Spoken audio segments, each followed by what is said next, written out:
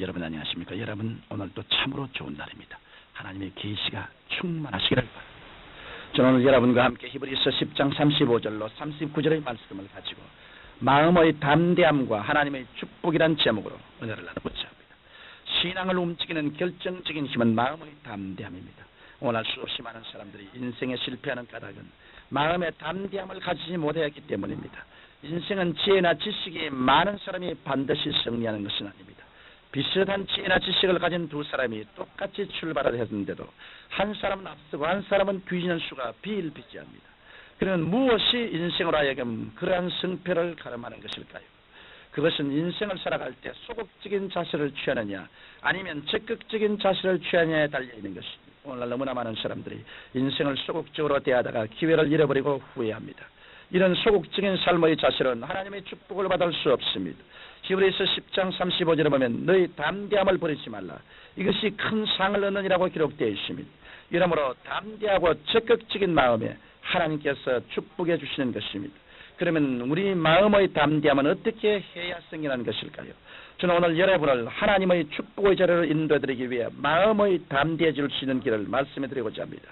첫째로 마음이 담대해지기 위해서는 하나님의 약속의 말씀을 의심 없이 믿어야 합니다. 하나님께서는 창세기부터 요한계시록까지의 성경 말씀에 약 7,000여 가지의 약속을 우리에게 주셨습니다. 이 약속의 말씀은 저 하늘이 무너지고 이 땅이 꺼져도 1.1획도 변하지 않을 전능하신 하나님의 말씀이십니다. 오늘날 수많은 사람들이 하나님의 약속을 뻔히 알면서도 두려워하여 이것이냐 저것이냐 결단을 내리지 못하고 실천하지 못하기 때문에 하나님의 축복을 받지 못하는 것입니다. 여러분 노년에 약속을 받은 아브라함을 보십시오. 아브라함은 나이 99세 때 하나님께서는 아브라함에게 나타나셔서 내가 내 언약을 나와 너 사이에 세워 너로 심히 번성케 하려고 말씀하신 후 자식이 없었던 아브라함에게 아들 이삭을 주시겠다고 약속하셨습니다. 이 하나님의 약속을 믿을 것인가 믿지 아니할 것인가는 아브라함에게 달려 있었습니다. 그런데 성경 로마서 4장 18절 이하에 보면 아브라함이 하나님의 약속을 믿은 것이 분명히 기록되어 있습니다.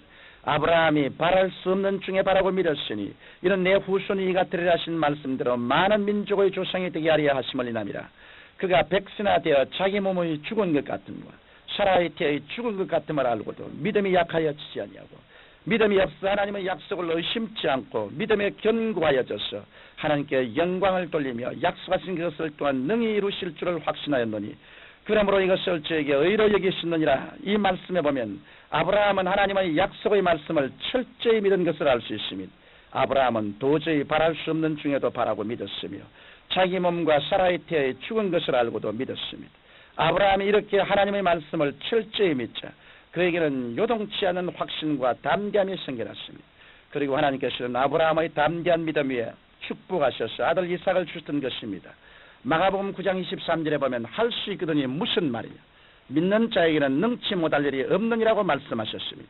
이러므로 하나님의 약속의 말씀을 담대하게 믿고 인생에 도전하면 하나님께서는 이를 행할 수 있는 능력과 힘을 주십니다. 이렇게 담대하고 적극적으로 살아가는 사람에게 지혜도 총명도 건강도 기회도 따라오는 법입니다. 둘째로 우리가 담대해지기 위해서는 하나님이 함께 계심을 확고히 믿어야 합니다. 다윗은 블레셋 사람들이 이스라엘을 침공해 왔을 때 하나님께서 자기와 함께 계심을 믿고 담대하게 블레셋의 장군 골리앗을 향해 나아갔습니다. 골리앗은 어린 초립동 다윗을 보고 이렇게 말했습니다. 내가 나를 개로 여기고 막대기를 가지고 내게 나왔느냐. 오늘 내가 너를 공중의 새와 들짐승의 밥이 되게 하리라. 이때 다윗이 무엇이라 말한지 아십니까? 다윗은 위대한 하나님을 배경으로 사무엘상 17장 45절 이하에 아주 담대한 선언을 하셨습니다. 다윗이 블레셋 사람에게 이르되 너는 칼과 창과 단창으로 내게 오니와 나는 만군의 여호와의 이름 곧 내가 모욕하는 이스라엘 군대의 하나님의 이름으로 내게 가노라. 오늘 여호와께서 너를 내 손에 붙이시리니 내가 너를 쳐서 내 머리를 베고 블레셋 군대의 시체로 오늘날 공중의 새와 땅의 들짐승에게 주어 온 땅으로 이스라엘에게 하나님이 계신 줄 알게 하겠고 또 여호와의 구원하심이 칼과 창에 있지 아니함을 이 무리로 알게 하리라. 전쟁은 여호와께 속한 것인즉 그가 너희를 우리 손에 붙이시리라. 하나님을 의지해서 담대한 선언을 한 다윗은 갑옷도 입지 않고 칼과 단창도 지니지 않은 채 다만 돌멩이 5개와 물매를 가지고 골리앗을 향해 나아갔었습니다. 그가 물매로 돌을 재빨리 던지자 그 돌이 날아가 골리앗의 이마에 박혀 대장군 골리앗은 쓰러지고 말았던 것입니다. 여러분, 보잘것없는 초립동 다윗이 어떻게 블레셋의 대장군 골리앗을 이길 수 있었겠습니까? 그것은 다윗이 하나님께서 자기와 함께 계심을 의심 없이 믿고 결과 담대함이 생겨났기 때문인 것입니다. 오늘날 또 저 하늘과 이 땅과 그 가운데 모든 것을 다 지으신 만군의 하나님이 나와 함께 하신다는 사실을 의심 없이 믿을 때 산을 옮길 만한 담대함이 생겨나는 것입니다.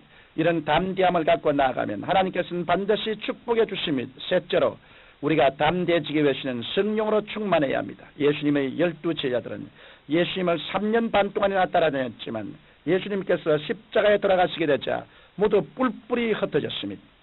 그들은 두려워서 마가의 다락방에 모여 문을 단단히 잠그고 기도만 하고 있었습니다. 그런데 그들이 간절히 기도하여 성령의 충만함을 받게 되자 그들은 무엇보다 담대함이 생겼습니다.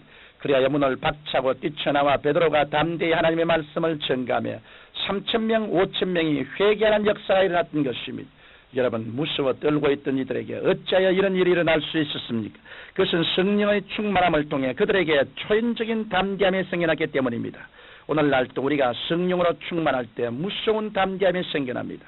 이러므로 우리는 성령 충만하기 위해 날마다 끊임없이 기도해야 하는 것입니다. 청취자 여러분, 인생은 하나님께서 여러분에게 일회적 사건으로 던져준 것입니다.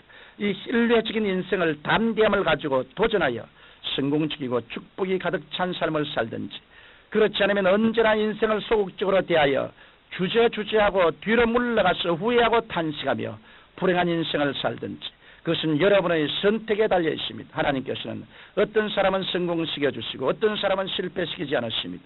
하나님께서는 여러분 모두가 성공하고 축복받기를 원하십니다.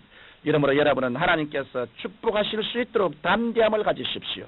창세기부터 요한계시록까지 하나님의 약속의 말씀을 통해 담대함을 가지십시오. 그리고 하나님이 여러분과 함께 계심을 철저히 믿고 담대함을 가지십시오. 나아가 기도하여 성령으로 늘 충만하심으로 담대함을 가지십시오.